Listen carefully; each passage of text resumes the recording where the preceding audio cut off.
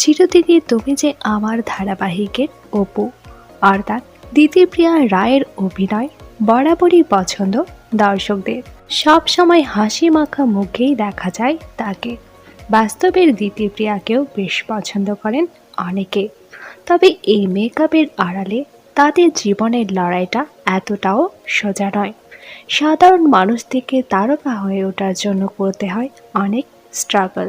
কিন্তু অভিনেত্রী দিতিপ্রিয়া রায়ের জীবনের লড়াইটা যেন আরও অনেকটা কঠিন ছিল।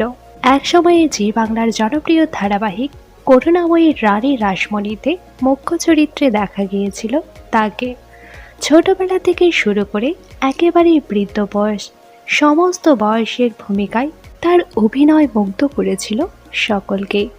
অনেকেই হয়তো জানেন না, ক্লাস 9-এ পড়াকালীন সময় থেকেই সংসারের হাল ধরতে হয়েছে ছোট্ট দিদিপ্রিয়াকে। ধারাবাহিকে কাজ শুরুর আগেই শারীরিকভাবে অসুস্থ হয়ে পড়েন তার বাবা।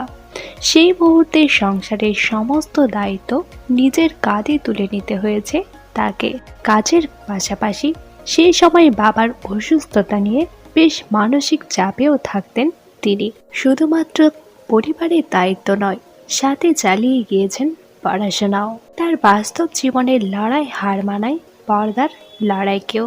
এই ধারাবাহিকে দিতিপ্রিয়ার অভিনয় আপনাদের কেমন লাগছে কমেন্ট করে জানান।